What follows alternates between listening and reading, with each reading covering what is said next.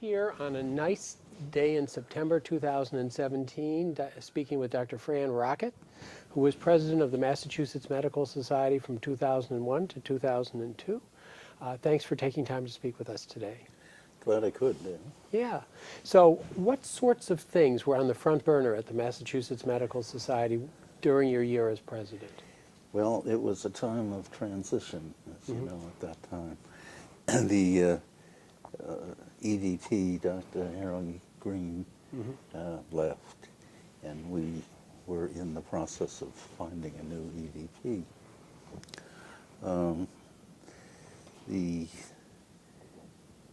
One of the members of the search committee recused himself and left the job he was holding and wanted to run as a candidate for presidency. So when he stepped down, I took over as the chair of the committee. And one of the most important things we did at that time was change one word in the bylaws. The word that said the EVP must be a physician. We changed it to may. And as a result, we were able to select probably one of the best vice presidents I've ever known. And that was Corinne Broderick. And that was the major achievement of my presidency. And she went on to serve the society for about 15 years. 17 years. Wow. Yeah. So that was excellent. And she was wonderful. And so you were involved with the organization of the medical society and trying to make sure that the management was stable and able to progress with the organization and with healthcare. And were there any issues that were evolving with regard to healthcare delivery in Massachusetts or practice in Massachusetts? Well, not nearly as severe as the ones that my wife had to deal with. Yeah, with the malpractice issues. There was still the malpractice and, whether or not the tribunal system was working. That was something that I found that I could work with the tribunal system. And many of my colleagues said there's no sense in going because it's the judge, a lawyer, and a physician. It's always going to be 2-to-1 decision. And I said, well, and they said, the rules say that you have to make any decisions in favor of the plaintiff. And I said, well, I'm here as a physician to interpret the information that's being provided to see whether that information is sufficient to warrant the case proceeding to court. And I was able to take the information that the lawyers provided to the panel and actually read it and find out that they often would give too much information, which would sort of nullify the premise that they were working on. And when we heard all the pros and cons, we'd retire to the judge's chambers where we could actually discuss what happened. And not always, but often, the judge would say, Doctor, you've got a good point, and I'm going to vote against this case proceeding. And the attorney who was there would say, well, as the doctor was here representing the physicians, I feel I'm going to have to represent the lawyers and not go along with it. And it would be a 2-to-1 decision against the plaintiff, against the case proceeding. Which meant that if they wanted to proceed, they had to post a bond. And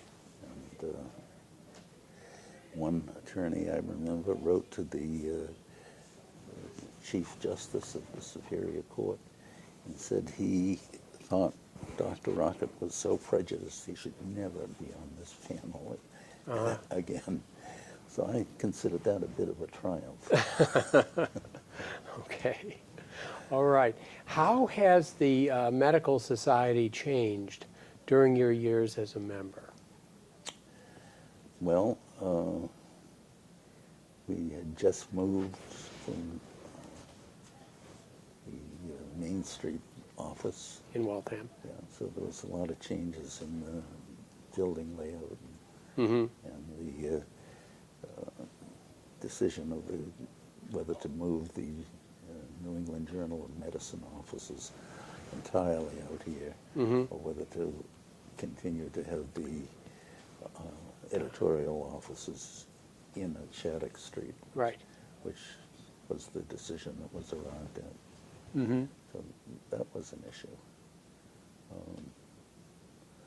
Otherwise, I think things were proceeding quite well. And staff support for the issues that you needed to face? Staff support was unbelievably Uh-huh. good.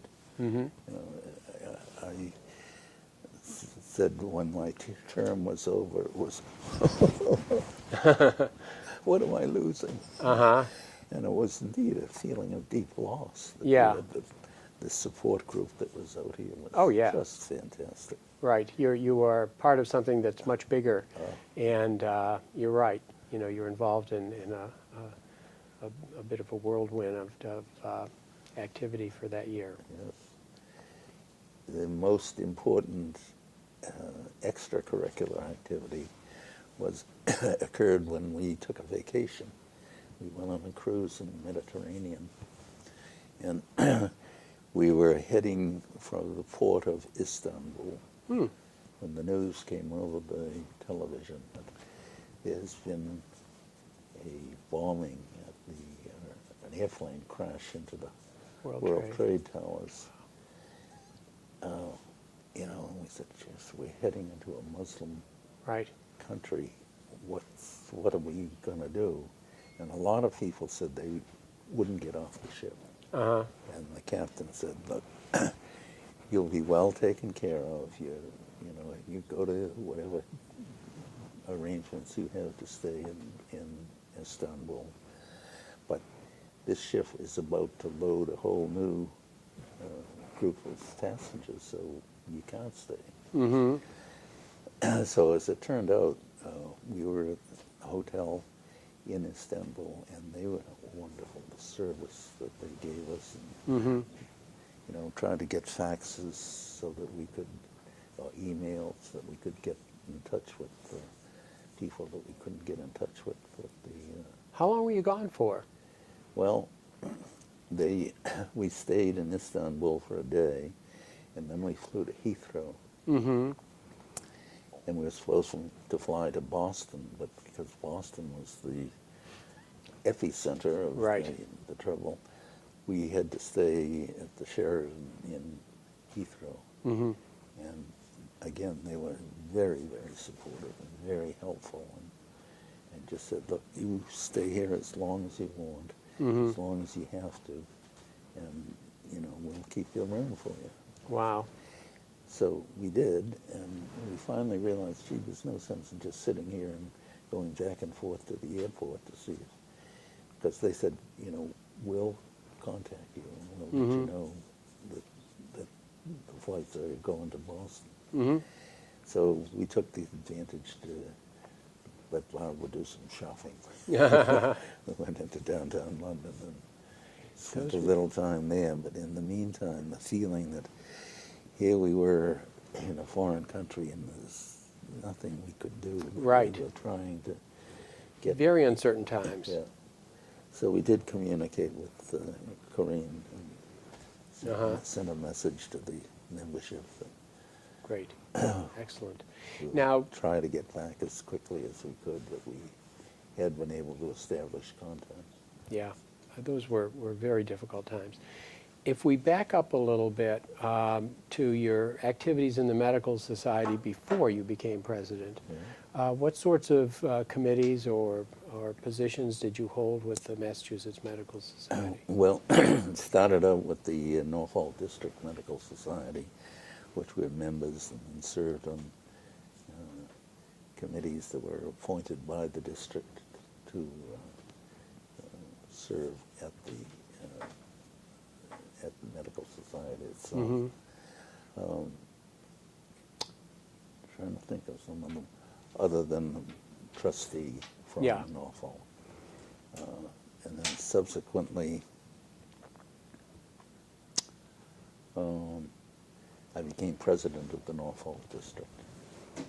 And then there were a number of committees that I served on at the Sports Medicine Committee, the nominations committee,